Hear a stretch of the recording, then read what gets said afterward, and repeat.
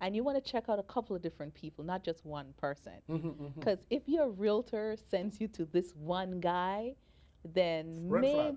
maybe that's a red flag. Red flag. And that's actually illegal. You know, they can recommend you maybe 3 or 4 different people and you can check them out and pick who you're more comfortable working with. But no, the comfort, and I like how you're saying that, because it's not that you know or you have any information. I noticed that Mr. Ronsay very quiet. Not that you know any more than you need to know, but your gut feeling. And you want to check out a couple of different people, not just one person. Mm-hmm. Because if your realtor sends you to this one guy, then Red flag. maybe that's a red flag. Red flag. And that's actually illegal. You know, they can recommend you maybe 3 or 4 different people and you can check them out and pick who you're more comfortable working with. But no, the comfort, and I like how you're saying that, because it's not that you know or you have any information. I noticed that Mr. Ronsay very quiet. Not that you know any more than you need to know, but your gut feeling is what you're working with. Correct. And if you listen to your gut, 9 out of 10 times you're really on the right track. Okay. So now I'm speaking blue. I'm sitting with these people, right? And we're going to do a profile. Is that what we're calling Yes, that? they're going to do they're going to look at your savings, your investments, your income. They're going to look at your debt and give you a debt to income ratio, and then also to let you know how much house you can buy. Because sometimes we have big eyes. I don't know about you. Some people have really big eyes, right? I know. You know, they're You looking see at my wife? they're looking at a house that's this big and their income is like this. Mm-hmm. So during the whole 2008 fiasco and the real estate boom. market Crash, crashed, right. that's because a lot of people got houses that they really couldn't afford, Mm-hmm. right? And there were a lot of unscrupulous things that were going on. Mm-hmm. And people need to really take a look at, well, can I really afford this house? What kind of mortgage is this? Google should be your friend. You can Google everything today. Or a dog pile is another Dog search pile, engine. yes, yes. DuckDuckGo is another search engine. All of We those. don't just Google. Well, that just means. I know you like Google. Well, I don't only use Google. You have Bing too, and Right, you have there you go. right. Several search engines. Any Let me search just say engine. this now. You are watching Karen Classroom, and tonight we're talking finance and financial education and information. This is a live broadcast. You can call us. We're talking to Esther Natasha Charles and her partner in crime, very quiet, Mr. Ronsay Barker. Is it Barker or Baker? Barker. Barker. He said Barker. Barker. Barker. Very stylish. Very stylish, you know. No crimes though. No. No crimes. So join the conversation, as you were saying. Yes. One of the things that you have to be aware of when you're savings and investing, very, very important, is taxation. Uncle A Sam. lot of us do not understand taxation, right? And there are 3 places most people save, and they don't realize there are 3 places. There's taxable accounts, tax deferred accounts, and tax exempt accounts. Tax exempt. Tax exempt, Like you don't have to pay tax? like you don't have to pay tax. Okay, well, wait a second. We all interested in that one. Yeah, how does that work? So in the taxable accounts, you get taxed every single year, and those are your CDs, your bank accounts, and people that are a little bit more savvy know that their money is they're gonna have a lot of challenges raising or increasing their funds if they were to leave them into taxable accounts. So they move over to tax deferred accounts. Meaning you're going to pay it later. Exactly. So there you have your 401k, the 403b, 457, Wait, the no, hold on, IRA, wait. Let's get on 401k, 401k, right? 403b, 03b, 403b, 457, 457, yes, your 529s, 529. I know that one. your IRAs, IRAs, and who else? Your annuities Your annuities. annuities, and savings bonds. Your and savings bonds. savings bonds. Yes. No, these are tax deferred accounts. Tax deferred accounts. And you could go to any bank Yes. and And you can establish one. and that banking person behind the Not at the counter, but behind there somewhere. What at are the those desk, sales The specialists? They investment, the the investment investment personnel. Yeah. section, right? And they will talk you through these things. exactly. But no, you have to have a certain amount of money in your pocket to take on any of these. Not necessarily. Depending on the company that you're using, sometimes you're able to establish them with, I don't know, probably like $500, and then you do monthly additions to them. Or if you want, you can just, I don't know if you're like a realtor or any of the type, or if you're self-employed, you can just do like a lump sum and just continue adding to it whenever is it that you feel like. Um, Okay, that's the tax deferred one. that's Yeah. the tax deferred. Okay, and then the one now that we're really interested in is the one that is The Tax tax exempt. exempt. tax exempt. Right, there you go. Now, one thing I want to add about the tax deferred that you need to understand clearly is that number one, your tax deferred accounts, there's that 59 and a half rule. So you pretty much can't touch it before you're 59 and a half. The second thing, if you do touch it, there's a 10% penalty. Then they charge you about 6% interest, and they tax you at your current tax rate when you take that money out, and you Both have to pay it federal back, and state. both federal and state. Both federal and state. Yeah. Before you see the first brown penny. So that's what the tax deferred. That's your tax That's your deferred tax account. deferred So account. you're locked in there until you're 59. Yep. Yes. Until you're 60 years old. 59 and a half. Okay, 60. Who's 59 and picking a the half. half? Trust me, people are picking the apples. Okay, all right, taking it. Okay. Yeah. And also, there is a maximum amount of money that you can contribute to them, which is $5,500 before 60. I think so. If you're doing a Roth IRA, There you go. it's 5,500 before you're 55, and then it's 6,500. And that actually Roth IRA is in the tax exempt category. What is a Roth IRA? A Roth IRA is an IRA where you pay the taxes on your earned income today, and then the savings grows tax deferred, or when you take it out tax exempt. You see, but no, this requires somebody savvy, somebody who understands. I'm a nurse, and I work night shift, day shift, whenever I could get the extra So you hours. go to your HR. So the HR department The HR or department. the finance department? Right. Some employers actually have Roth IRA accounts that you can sign up. They have financial professionals that come in and talk to you on that. They come on special days. The HR department usually has that. But many employers don't have a comprehensive plan. So you want to speak to a personal financial advisor like myself and Ron to be able to go through these things in details with you. Because the typical financial professional that comes to your job is coming to talk to you about a particular product, A right? particular company. For a particular company, they're not giving you, well, The whole picture. the whole picture. They're selling you their Yes, They're little selling box. themselves. correct. Their little correct. box they're selling. Correct. Now, Ron and I work with World Financial Group, Okay. and we work with over 150 different product providers. So for us, it's So you like Costco yes, or Foot Locker, Foot Locker. Foot Locker. or or BJ's. BJ? Yeah, So you have all the Walmart. products, Yes, all and of you're able to point people in the right direction. correct. So Tell them your number again. 516-362-7619. Okay. So now, okay, tax exempt is not really tax exempt unless you have X amount of dollars. No. Tax exempt. This is how tax exempt works. You must pay taxes at some point. Okay? Okay. So when you earn income, you'd pay taxes on the money. And whenever you save it and it grows, you don't pay taxes on the growth. See, with the tax deferred accounts, you don't pay taxes on the money now, but you pay taxes not only on the money that you put in, the seed, but you also pay taxes on the harvest. So at the end, you get to pay taxes on the money that you put in plus all of the growth. All of what you save. All of what you save plus all of the growth.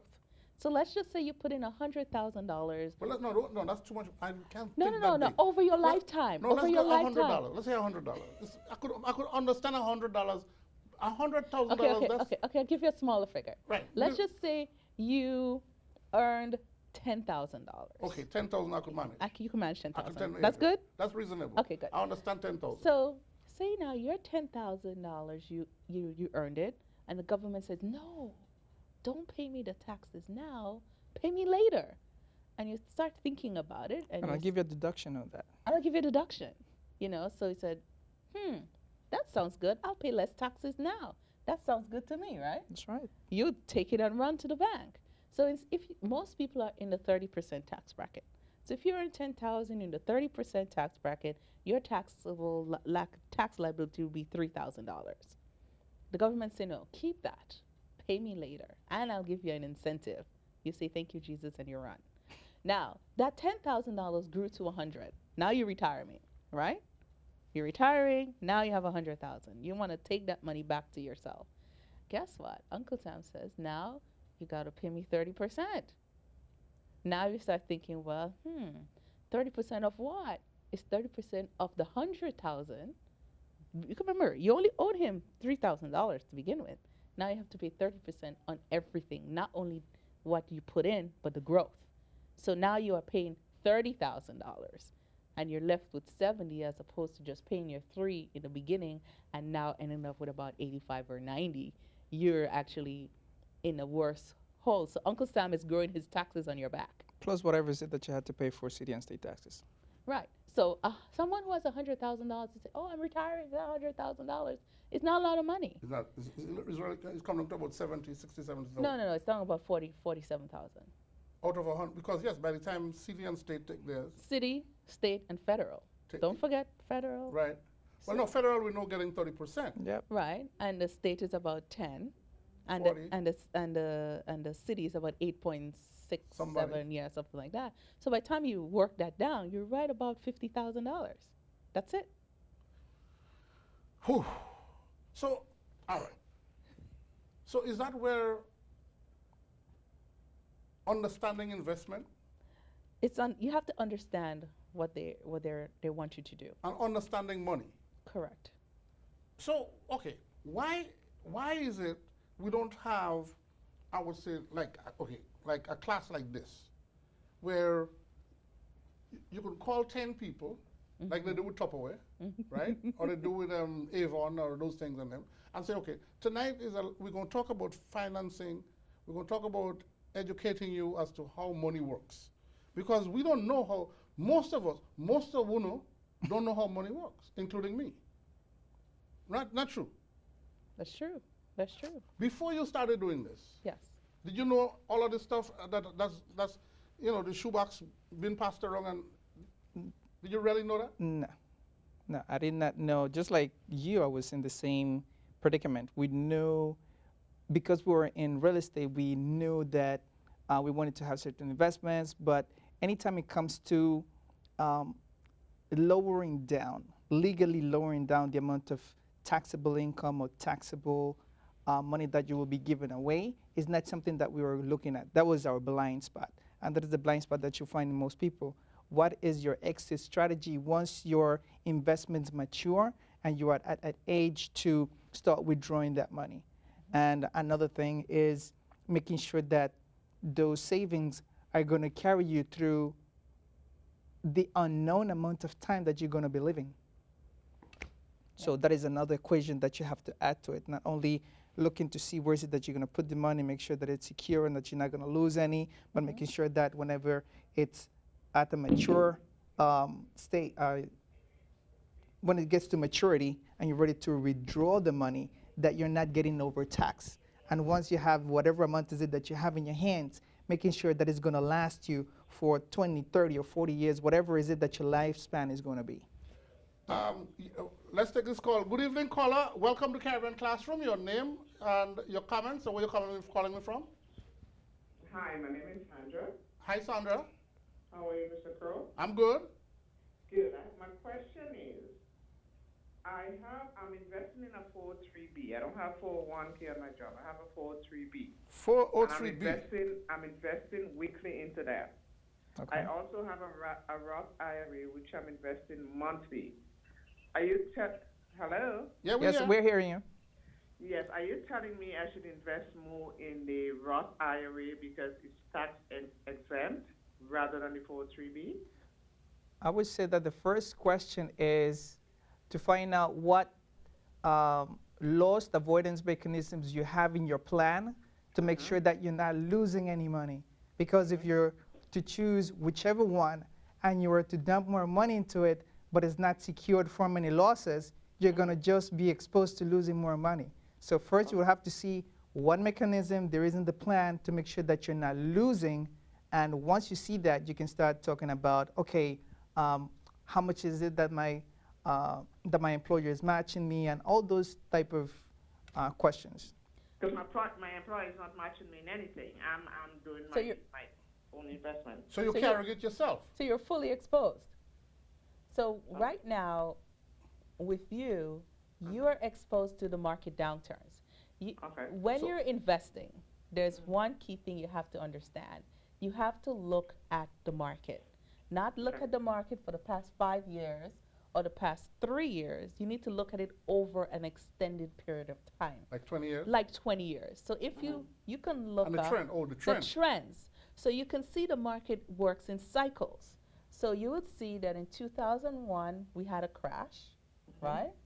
We went down 49%. 7 years later, 2008, we went down 38%.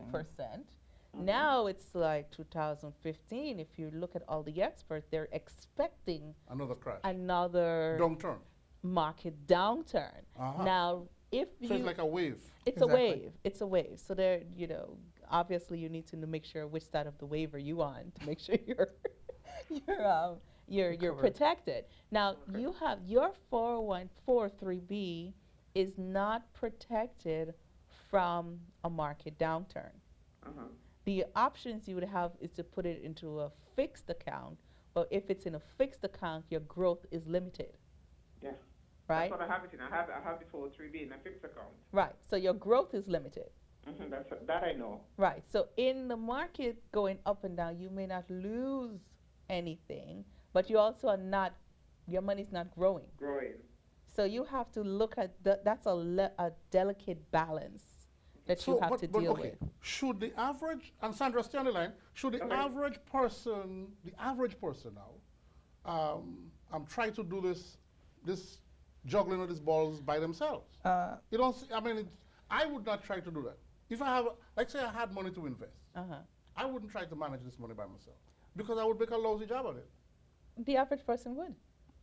Because you're not looking at the market, right? So there, again, you can look at different companies and see what loss avoidance mechanisms they have, what guarantees they have. Sometimes they have guarantees, they have floors, they have ceilings. So that means that if you were to invest the money with them, they would guarantee you getting X amount of money for X amount of time. So you're guaranteed a growth, you're guaranteed some participation in the market, but also they would manage the account in such a way that if there is any losses, either the company would absorb them or they will move the money into cash. So it's, different type of thing Manipulation. Right. that they can do. And you won't have to be looking at the TV every day to see whether the market is going to go up and down and to make a phone call to withdraw the money and to put it to fixed account and all of that stuff. Yeah. Okay. So that is what you call an active manager. You want to be able to have access to an active fund manager. The majority of people don't have access to an active manager at all. In order to have an active manager, you have to have $250,000 Okay. to invest. To invest. To get started. That's just to get started. Right. The average person, if you go to any of the big names, you can't get an active manager if you don't have $250,000. So you're coming with $500. No, you're in a passive account. You're not. No, you're just riding the wave. You're just riding You're the not, wave. you're not even in the conversation. No, there is no conversation. You're not even a viable citizen. Because Wow. these companies do not pay their agents for accounts that are less than $250,000. So how does a small person like me, who has zero money, $0, how does someone like me get into that game, or am I shut out? Well, it depends. There's some companies, so for example, the company that I work for, we actually help small investors get to the platform. So if you have 10,000, 20,000, 50,000, anything under 250, we can actually bring you to the platform. We actually have relationships with a lot of these managers that they will take a smaller account. Why? Because we have over 20,000 licensed agents around the country. So you're going in volume. We're going on volume. You're going on volume. Yes. Again, Costco.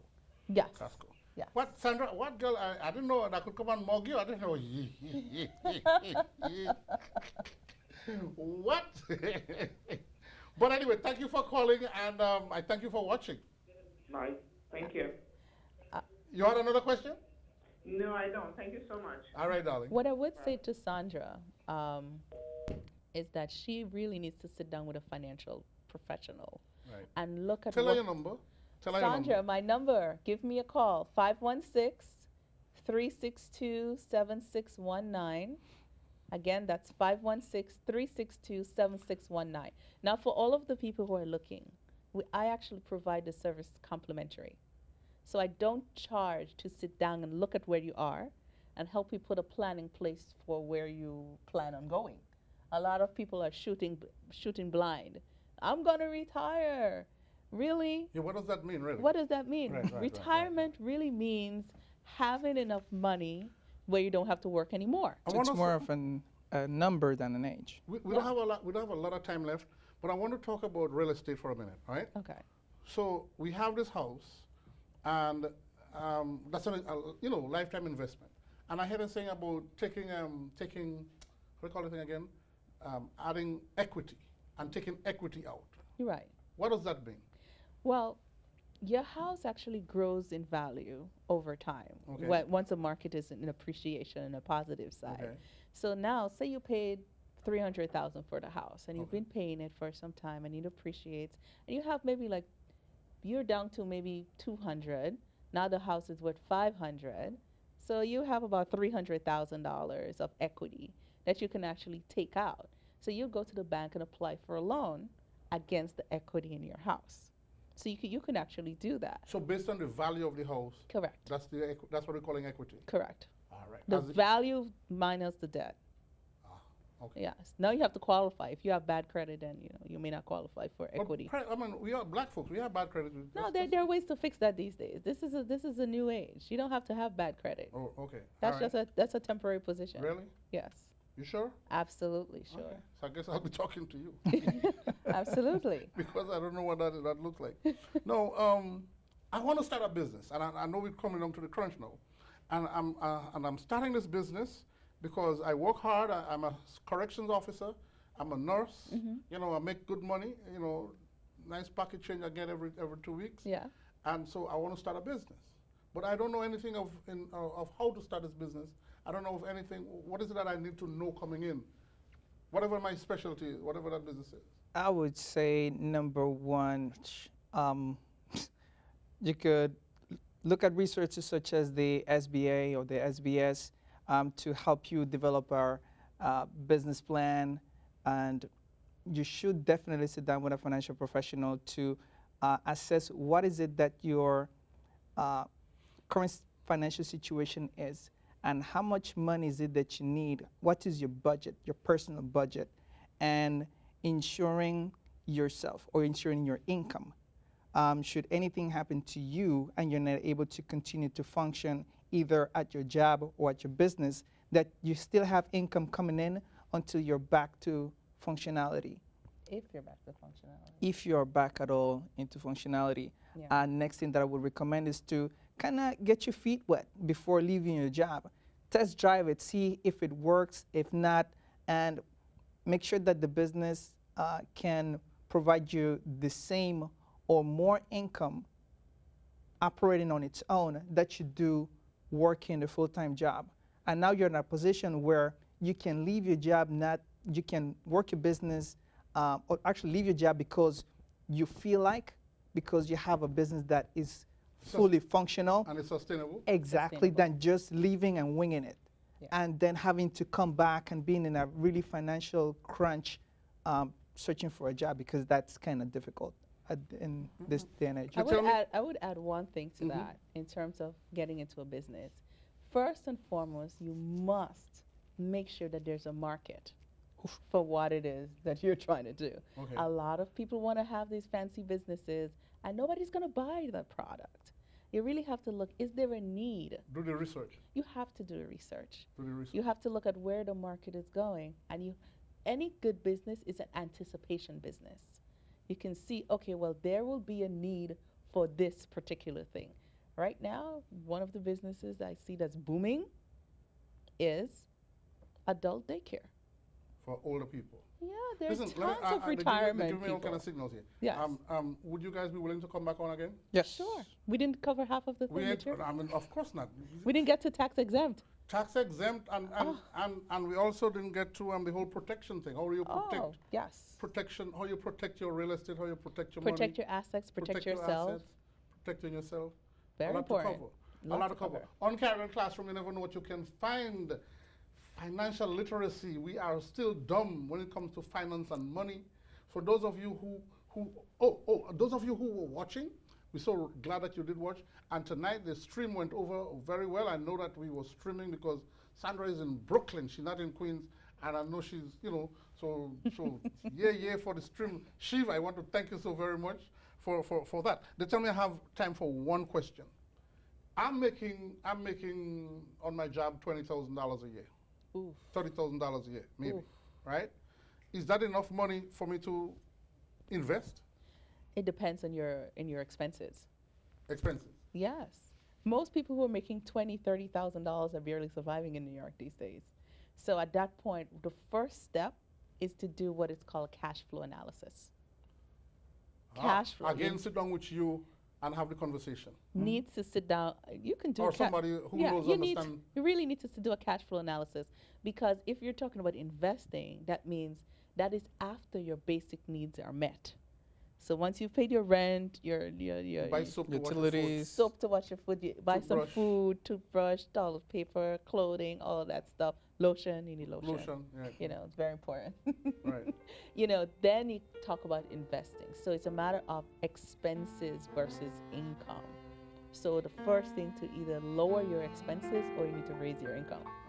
And that's not so easy to do. Well, Not so no, easy to do. they're both easy. It's just about effort. I like what you're talking. Listen, we appreciate those of you who watch, those of you who want to call and try to call. Thank you so very much for watching the program. Come back again next month. They might be back. They might be back. I don't know yet. They might be back because we need this information. We need financial literacy.